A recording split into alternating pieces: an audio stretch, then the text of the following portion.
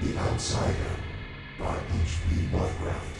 That night the Baron dreamt of many a woe, and all his warrior guests with shade and form, of witch and demon and large coffin worm, were long benightmared.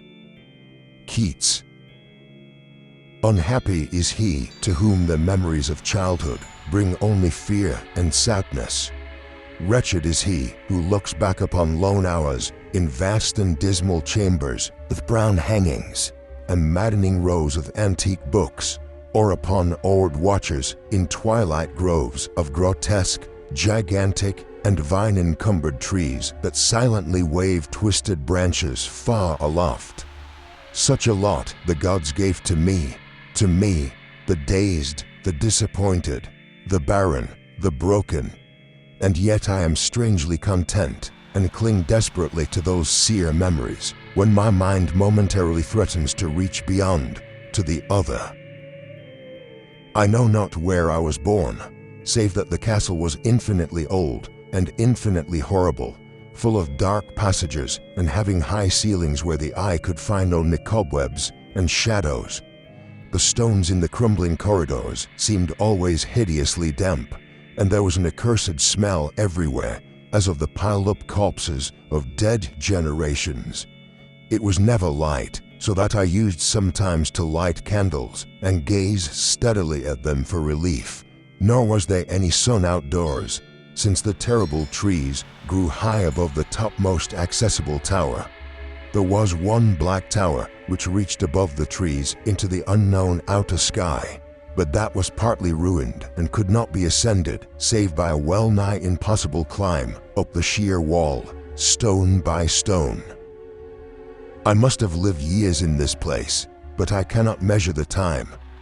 Beings must have cared for my needs, yet I cannot recall any person except myself, or anything alive but the noiseless rats and bats and spiders. I think that whoever nursed me must have been shockingly aged, since my first conception of a living person was that of something mockingly like myself, yet distorted, shriveled, and decaying like the castle. To me there was nothing grotesque in the bones and skeletons that strewed some of the stone crypts deep down among the foundations. I fantastically associated these things with everyday events, and thought them more natural than the colored pictures of living beings which I found in many of the moldy books. From such books, I learned all that I know. No teacher urged or guided me, and I do not recall hearing any human voice in all those years, not even my own, for although I had read of speech, I had never thought to try to speak aloud. My aspect was a matter equally unthought of, for there were no mirrors in the castle, and I merely regarded myself by instinct as akin to the youthful figures I saw drawn and painted in the books. I felt conscious of youth because I remembered so little. Outside, across the putrid moat and under the dark, mute trees, I would often lie and dream for hours about what I read in the books, and would longingly picture myself amidst gay crowds in the sunny world beyond the endless forest. Once I tried to escape from the forest, but as I went farther from the castle, the shade grew denser and the air more filled with brooding fear, so that I ran frantically back lest I lose my way in a labyrinth of nighted silence. So through endless twilights I dreamed and waited, though I knew not what I waited for. Then in the shadowy solitude, my longing for light grew so frantic that I could rest no more, and I lifted entreating hands to the single black ruined tower that reached above the forest into the unknown outer sky.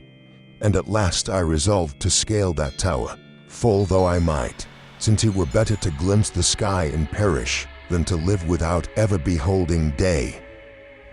In the dank twilight, I climbed the worn and aged stone stairs till I reached the level where they ceased, and thereafter clung perilously to small footholds leading upward.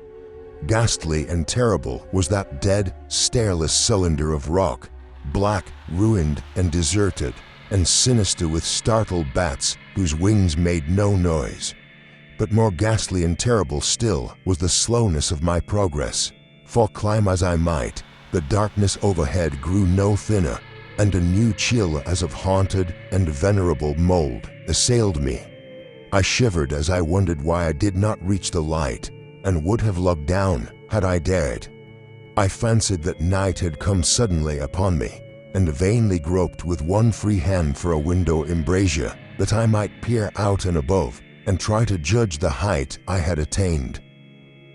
All at once, after an infinity of awesome, sightless crawling up that concave and desperate precipice, I felt my head touch a solid thing, and I knew I must have gained the roof, or at least some kind of floor. In the darkness, I raised my free hand and tested the barrier, finding it stone and immovable. Then came a deadly circuit of the tower, clinging to whatever holds the slimy wall could give, till finally my testing hand found the barrier yielding, and I turned upward again, pushing the slab or door with my head as I used both hands in my fearful ascent. There was no light revealed above, and as my hands went higher, I knew that my climb was for the nonce ended, since the slab was the trapdoor of an aperture leading to a level stone surface of greater circumference than the lower tower, no doubt the floor of some lofty and capacious observation chamber. I crawled through carefully and tried to prevent the heavy slab from falling back into place, but failed in the latter attempt. As I lay exhausted on the stone floor, I heard the eerie echoes of its fall, but hoped were necessary to pry it open again. Believing I was now at a prodigious height, far above the accursed branches of the wood, I dragged myself up from the floor and fumbled about for windows, that I might look for the first time upon the sky and the moon and stars of which I had read.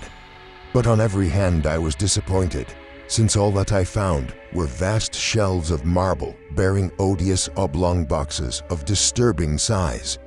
More and more I reflected, and wondered what hoary secrets might abide in this high apartment, so many eons cut off from the castle below. Then unexpectedly, my hands came upon a doorway where hung a portal of stone, rough with strange chiseling. Trying it, I found it locked, but with a supreme burst of strength, I overcame all obstacles and dragged it open inward. As I did so, there came to me the purest ecstasy I have ever known, for shining tranquilly through an ornate grating of iron and down a short stone passageway of steps that ascended from the newly founded doorway was the radiant full moon, which I had never before seen, save in dreams and in vague visions I dared not call memories. Fancying now that I had attained the very pinnacle of the castle, I commenced to rush up the few steps beyond the door, but the sudden veiling of the moon by a cloud caused me to stumble, and I felt my way more slowly in the dark. It was still very dark when I reached the grating, which I tried carefully and found unlocked, but which I did not open for fear of falling from the amazing height to which I had climbed. Then the moon came out. Most demoniacal of all shocks is that of the abysmally unexpected and grotesquely unbelievable. Nothing I had before undergone could compare in terror with what I now saw, with the bizarre marvels that sight implied.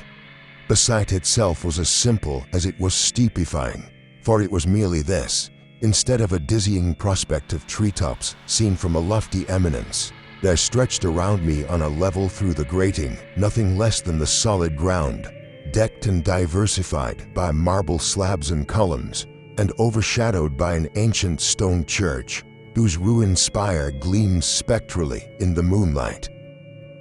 Half unconscious, I opened the grating and staggered out upon the white gravel path that stretched away in two directions. My mind, stunned and chaotic as it was, still held the frantic craving for light, and not even the fantastic wonder which had happened could stay my course. I neither knew nor cared whether my experience was insanity, dreaming, or magic, but was determined to gaze on brilliance and gaiety at any cost. I knew not who I was, or what my surroundings might be, though as I continued to stumble along, I became conscious of a kind of fearsome latent memory that made my progress not wholly fortuitous. I passed under an arch out of that region of slabs and columns, and wandered through the open country, sometimes following the visible road, but sometimes leaving it curiously to tread across meadows where only occasional ruins bespoke the ancient presence of a forgotten road. Once I swam across a swift river where crumbling mossy masonry told of a bridge long vanished. Over 2 hours must have passed before I reached what seemed to be my goal, a venerable ivied castle in a thickly wooded park, maddeningly familiar, yet full of perplexing strangeness to me. I saw that the moat was filled in, and that some of the well-known towers were demolished, whilst new wings existed to confuse the beholder.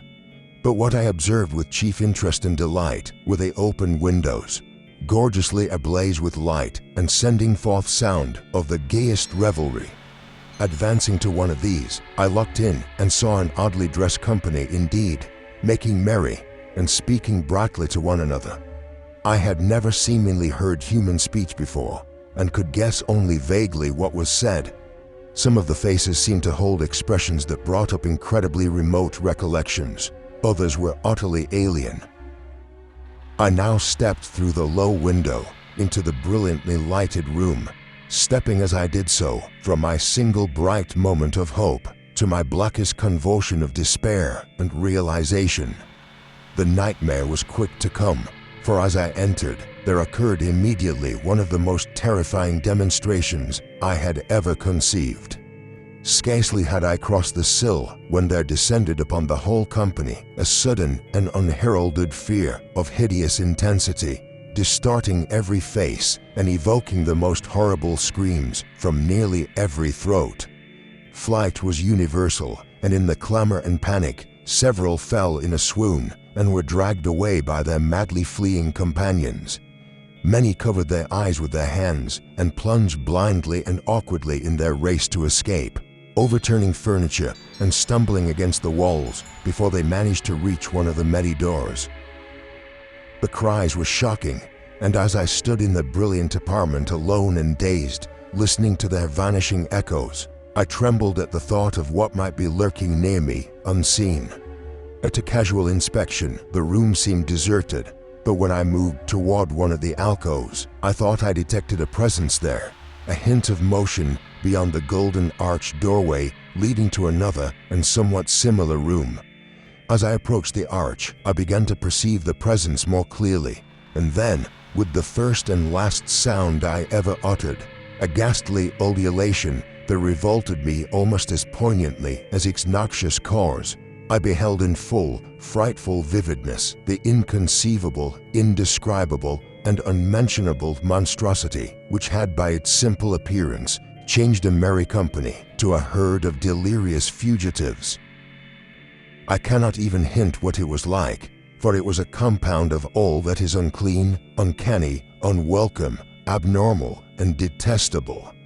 It was the ghoulish shade of decay, antiquity, and desolation, the putrid, dripping eidolon of unwholesome revelation, the awful bearing of that which the merciful earth should always hide. God knows it was not of this world, or no longer of this world, yet to my horror, I saw in its eaten away and bone-revealing outlines a leering, abhorrent travesty on the human shape, and in its moldy, disintegrating apparel an unspeakable quality that chilled me even more. I was almost paralyzed, but not too much so to make a feeble effort toward flight, a backward stumble which failed to break the spell in which the nameless, voiceless monster held me. My eyes, bewitched by the glassy orbs which stared loathsomely into them, refused to close, though they were mercifully blurred, and shewed the terrible object but indistinctly after the first shock. I tried to raise my hand to shut out the sight, yet so stunned were my nerves that my arm could not fully obey my will. The attempt, however, was enough to disturb my balance, so that I had to stagger forward several steps to avoid falling. As I did so, I became suddenly agonizingly aware of the nearness of the carrion thing, whose hideous hollow breathing I half fancied I could hear. Nearly mad, I found myself yet able to throw out a hand to ward off the fetid apparition which pressed so close, when in one cataclysmic second of cosmic nightmarishness and hellish accident, my fingers touched the rotting outstretched paw of the monster beneath the golden arch. I did not shriek, but all the fiendish ghouls that ride the night wind shrieked for me, as in that same second there crashed down upon my mind a single and fleeting avalanche of soul-annihilating memory. I knew in that second all that had been. I remembered beyond the frightful castle and the trees, and recognized the altered edifice in which I now stood. I recognized, most terrible of all, the unholy abomination that stood leering before me as I withdrew my sullied fingers from its own. But in the cosmos, there is balm as well as bitterness, and that balm is nepenthe. In the supreme horror of that second, I forgot what had horrified me, and the burst of black memory vanished in a chaos of echoing images. In a dream I fled from that haunted and accursed pile, and ran swiftly and silently in the moonlight. When I returned to the churchyard place of marble and went down the steps, I found the stone trapdoor immovable. But I was not sorry, for I had hated the antique castle and the trees. Now I ride with the mocking and friendly ghouls on the night wind, and play by day amongst the catacombs of Neferenka in the sealed and unknown valley of Hadoth by the Nile. I know that light is not for me, save that of the moon over the rock tombs of Neb, nor any gaiety, save the unnamed feasts of Nitocris beneath the Great Pyramid. Yet in my new wildness and freedom, I almost welcome the bitterness of alienage. For although nepenthe has calmed me, I know always that I am an outsider, a stranger in this century and among those who are still men. This I have known ever since I stretched out my fingers to the abomination within that great gilded frame, stretched out my fingers and touched a cold and unyielding surface of polished glass.